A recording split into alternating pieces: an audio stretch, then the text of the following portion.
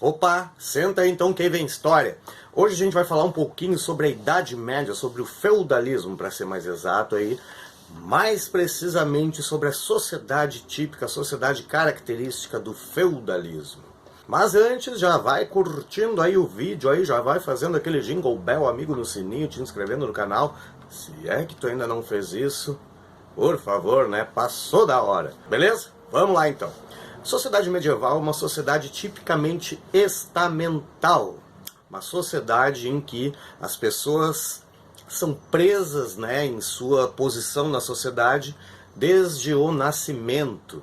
Na sociedade feudal, em sociedades estamentais, há pouquíssima, raríssima possibilidade de mobilidade social. Pouquíssima, dificílimo alguém mudar de grupo social, mudar de estamento, né? Ao contrário de uma sociedade organizada em classes sociais, como é a nossa hoje em dia no capitalismo, onde a pessoa nasce pobre, coisa assim, pode ascender, pode subir na vida, pode mudar de grupo, né, de classe social, vice-versa, nasceu rico e tal. Também existe essa possibilidade.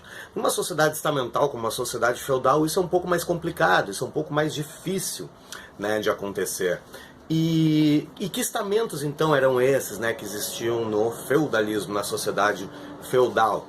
3 estamentos básicos naquilo que é o feudalismo clássico. São eles: o senhor feudal, o nobre, que é o dono da terra, que é o guerreiro, aquele que é convocado pelo rei em caso de guerra, coisa assim, e tem que comparecer e recrutar um exército, né, para a guerra, né, e tal. Então ele é proprietário das terras e senhor aí, né, da vida de pessoas também. Tá? Segundo estamento, o clero, os oratores, membros da hierarquia da Igreja Católica, dominante na Idade Média. A gente falando aqui em feudalismo, a gente está falando em Idade Média ocidental.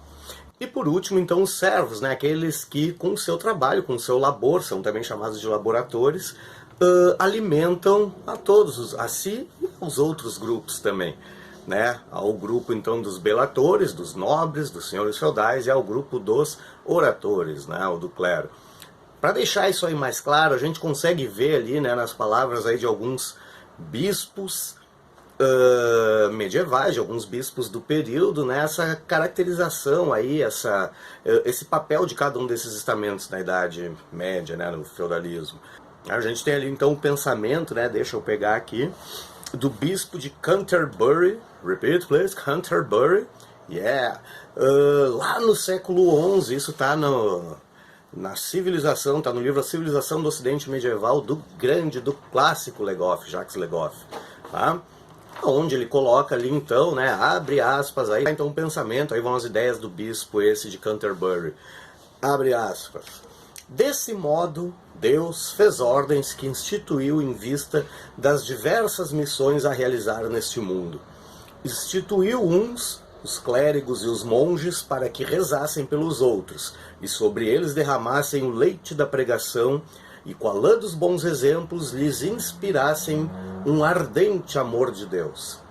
Instituiu os camponeses para que eles assegurassem a sua própria subsistência e a dos outros.